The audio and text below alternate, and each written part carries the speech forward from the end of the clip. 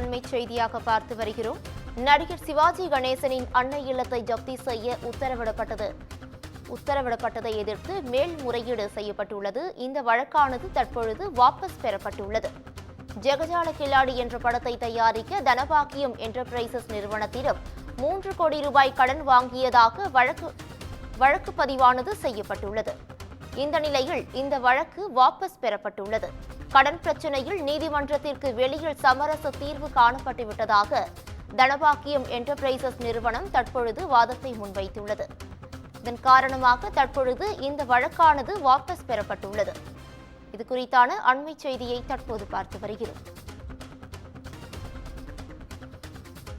இது குறித்தான கூடுதல் விவரங்களை வழங்குவதற்காக எமது செய்தியாளர் சக்திவேல் இணைப்பில் இணைகிறார். சக்திவேல், வணக்கம். இது குறித்தான முழு விவரங்கள் என்ன? நிச்சயமாக பவித்ரா, நடிகர் சிவாஜி கணேசனின் பேரன் துஷ்யாந்த் பெற்ற கடன் விவகாரத்தில் நீதிமன்றத்திற்கு வெளியில் சமரச தீர்வு காணப்பட்டதால் அன்னை இல்லம் வீடு ஜப்தி செய்த உத்தரவை தனபாக்கியம் என்டர்பிரைசஸ் நிறுவனம் திரும்ப பெற்றுக்கொண்டது.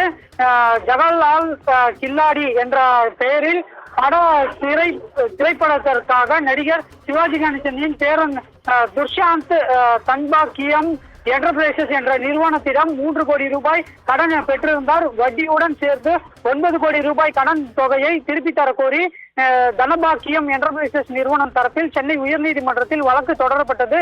உயர்நீதிமன்றம் பிறப்பித்த உத்தரவின் அடிப்படையில் இந்த வழக்கு மத்தியஸ்தம் செய்யப்பட்டது.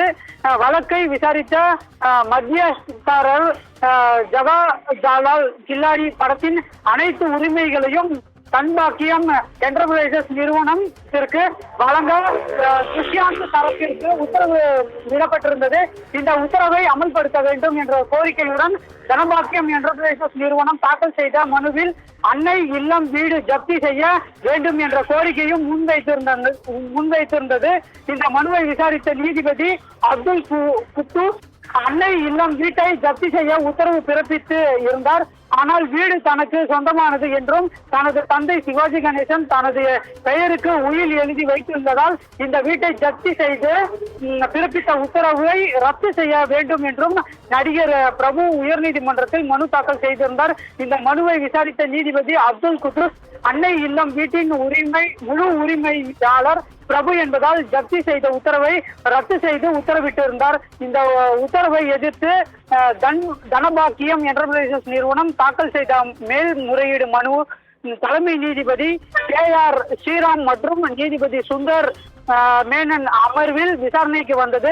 அப்போது தனபாக்கியம் என்டர்பிரைசஸ் நிறுவனம் தரப்பில் கடன் பிரச்சனையில் நீதிமன்றத்திற்கு வெளியில் சமரச தீர்வு காணப்பட்டு விட்டதால் இந்த மேல்முறையீடு வழக்கு திரும்ப பெற்றுக் கொள்ளப்படுவதாக தெரிவிக்கப்பட்டது.